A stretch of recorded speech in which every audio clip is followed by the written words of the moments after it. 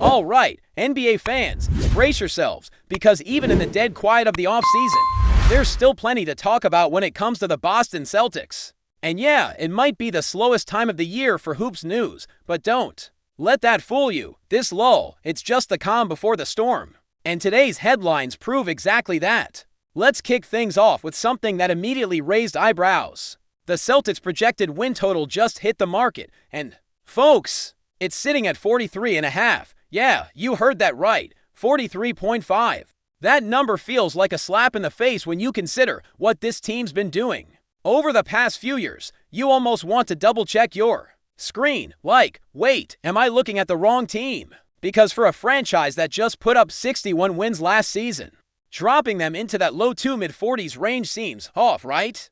Let's rewind real quick and just remind everyone how consistent this team has been. Last season, 61-21. The year before that, 57 wins. Go back even more and you're still seeing high 40s and low 50s. We're talking about a team that hasn't dipped below 43 wins since the pandemic shortened bubble year, and even then they went 36-36 in a weird season nobody could fully figure out. And yet somehow, right now, Vegas sees them as barely scraping into playoff territory. According to that number, the Celtics are looking at 7th, maybe even 8th, in the Eastern Conference. That's playing territory. That's hope you don't have a bad shooting night in April territory. And it just doesn't align with what we've seen from this roster, even factoring in injuries, rotations, or some intentional rest days late in the year. But here's where it gets interesting, and maybe even a little scary for fans, because if this number isn't based on talent, and it's not about what the Celtics are capable of,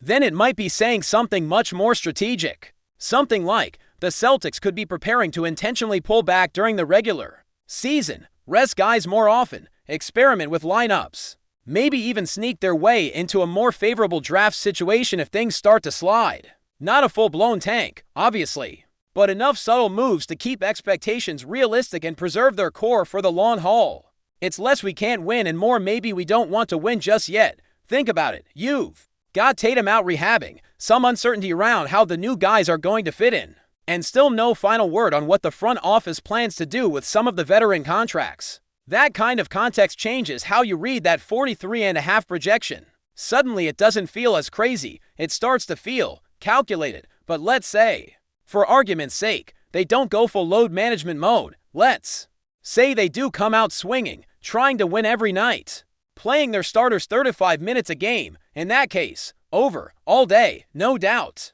A healthy Celtics squad, even with a few question marks, should be good for at least 48 to 50 wins, easy. So really the question becomes, what's the intent this year? Meanwhile, look at the other teams in the East who are getting more love than the Celtics. Atlanta is sitting at 46.5, maybe creeping up to 47 soon.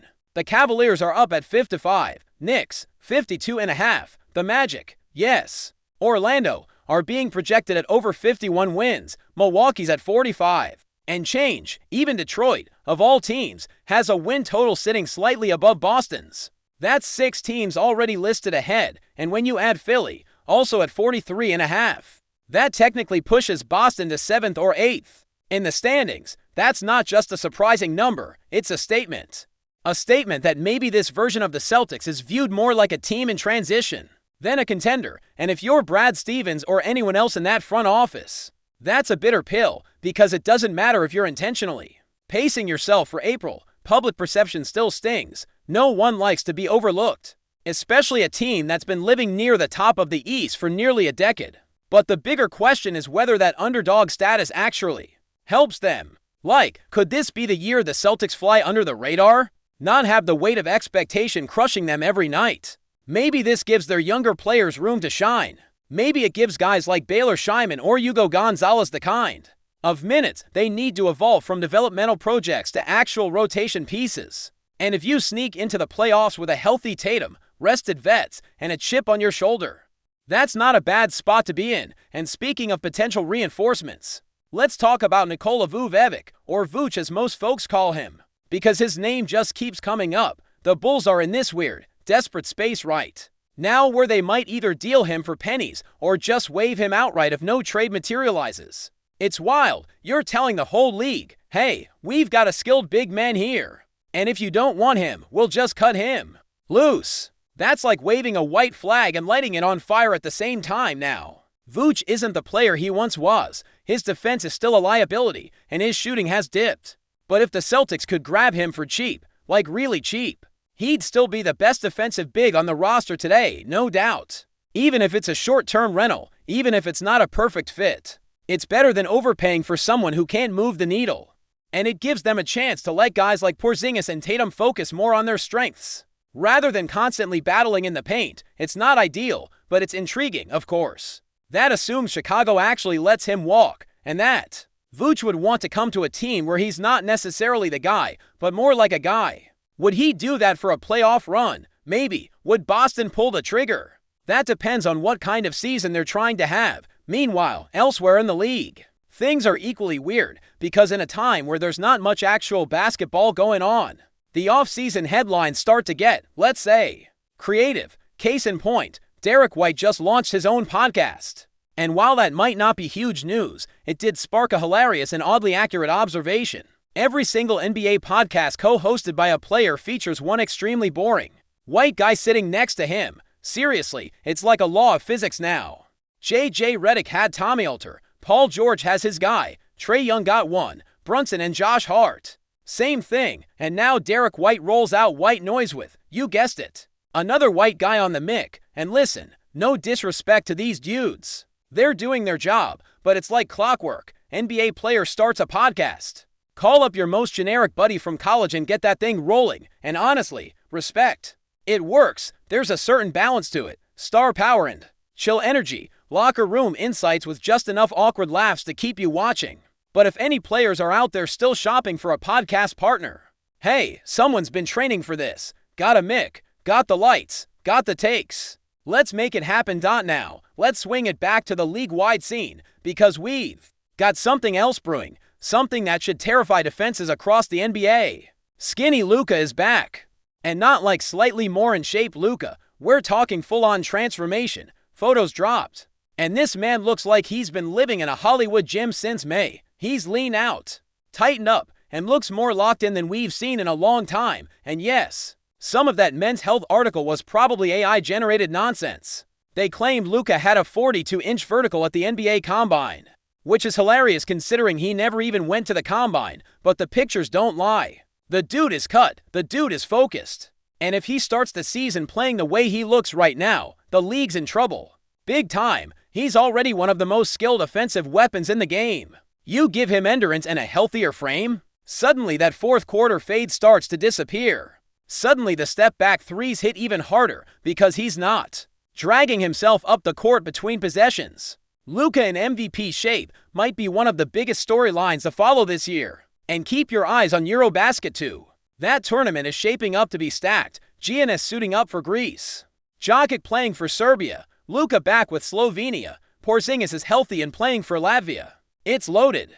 And while it looks like no Celtics are involved this year, watching those international matchups is going to give us a great preview of who's really coming into the season ready to dominate. Plus, you never know, sometimes you watch a tournament like that and start wondering about guys you never really thought about. Like, what if Kenny Lofton Jr. went through the Luka body transformation program? What if he came into the year suddenly slimmed down, still with all that footwork, but now with bounce and stamina? That's a terrifying thought. But before we continue, please remember to subscribe to the channel and give the video a like. Your support helps us keep bringing you the latest news about the Boston Celtics. Feel free to share your thoughts on the news in the comments as well.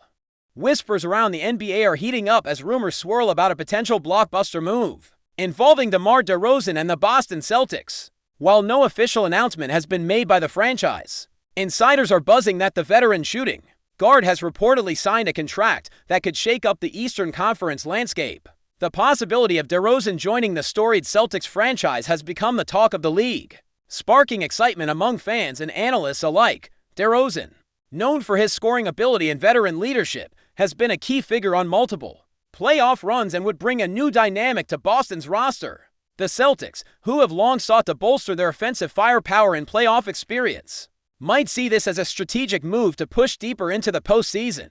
Sources close to this situation suggest the contract is finalized, although official Confirmation from Boston's front office remains elusive. If this move materializes, it could mark a significant shift in the Celtics' approach to their lineup. DeRozan's mid-range game and ability to create his own shot would complement Boston's existing core, potentially easing the scoring burden on the team's stars. Moreover, his experience in high-pressure playoff situations could be invaluable, as the Celtics aim to contend for a championship in the highly competitive Eastern Conference. The buzz has even sparked speculation about how this signing might affect team chemistry and rotations. Some experts wonder if DeRozan's style will blend seamlessly with Boston's system, or if adjustments will be necessary to accommodate his strengths. Fans are already imagining the electric atmosphere of the TD Garden with DeRozan's clutch performances lighting up the court. While trade talks and roster moves have been a constant in the NBA offseason, the idea of DeRozan in green adds a layer of intrigue to Boston's strategy. Could this be the missing piece that propels the Celtics back to NBA Finals contention? The speculation is mounting, with sports media outlets and social platforms abuzz about the potential impact of this acquisition. Despite the excitement, cautious voices remind us that until the team officially confirms the deal, it remains a tantalizing rumor. Still, if DeRozan indeed puts pen to paper with Boston, the Celtics could be setting the stage for a thrilling new chapter in their quest for glory. The basketball world will be watching closely, waiting for any sign of official word, but for now, the buzz around DeRozan's possible arrival in Boston is impossible to ignore. That's it for this update. If you enjoyed the video and want to keep receiving exclusive news about the Boston Celtics, please subscribe to our channel and give the video a like. We always appreciate your comments and opinions. See you in the next video.